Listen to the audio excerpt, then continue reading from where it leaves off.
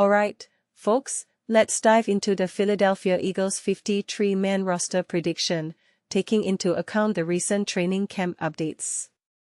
Now, I'm not going to sugarcoat it, the Eagles have some tough decisions to make, especially with the quarterback and running back positions.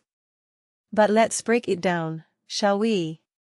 First things first, the quarterback situation is a real head-scratcher. Jalen Hurts has been on fire during training camp, embracing the new offensive direction under Sean Mannion. However, the battle for the backup spot is intense. Andy Dalton has been the better player so far, but McKee's spring practices were impressive. In my opinion, the Eagles might trade McKee to a team desperate for quarterback help. Dalton's arm strength is a concern, but he looks comfortable in the offense. And let's not forget Cole Payton, who has thrown a lot of interceptions but has shown promise. Moving on to the running backs, Saquon Barkley is looking as good as ever. Bigsby had an awesome offseason, and the Eagles need to find a way to get him more involved. Will Shipley is a solid player, but I think the coaching staff will value him more than fans do. Dameon Pierce has flashed as a runner, pass catcher, and kick returner, and he might be able to push for the RB3 role. Elijah Mitchell and Carson Steele are in an uphill battle, but the Eagles kept 4 running backs for a good portion of last year, so who knows? Now, let's talk about the wide receivers. DeVonta Smith has missed most of training camp with a hamstring injury, but he looked good before getting hurt. Dontayvion Wicks has taken advantage of Smith's absence, making a lot of catches and earning Hurts' trust. Darius is making plays every day, and he deserves playing time. Makai, a 2026 first-round pick, has had a disappointing offseason, missing practices and not impressing.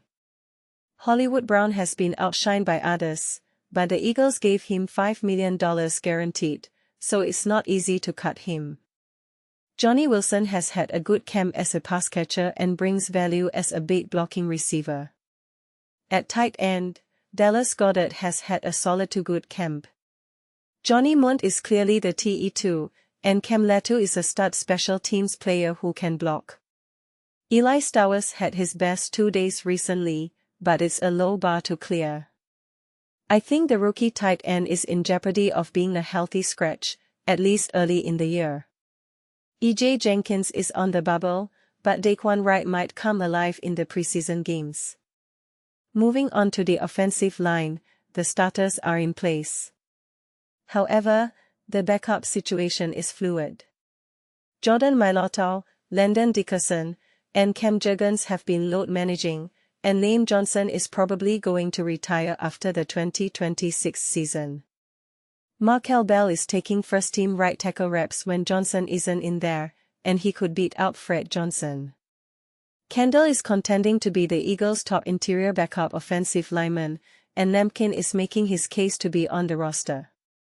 Hinton, Williams, and Morris are hardly locks to stick around, but the Eagles could look to retain their young developmental options. Now, let's talk about the defense. The Eagles could have the best starting cornerback trio in the NFL, but their depth is uncertain. Quinyon Mitchell, Cooper DeJean, Rick Woolen, Jonathan Jones, and Collie Ringo make up the starting trio, but the depth is a question mark. Jones has inside/out experience and is a good veteran backup, but he's not subject to waivers. Ringo can't be trusted on defense but can help out on special teams. McWilliams hasn't looked good enough to lock up a roster spot, but the Eagles might keep him because he's young and cheap. At safety, Andrew Mukubai, Marcus Epps, Michael Carter II, and Maximus Puli make up the starting 4. All the concern about the Eagles' safety position is overblown, based on what I've seen thus far. MC2 also provides depth at cornerback, especially in the slot. There's no slam dunk favorite for the 4th safety role right now, but Andre Sam gets a lot of reps. Finally, let's talk about special teams. Jake Elliott is 19-20 on kicks this summer, but it's hard to believe his struggles are truly behind him until he proves it in the regular season. Braden Mann is solid as the punter.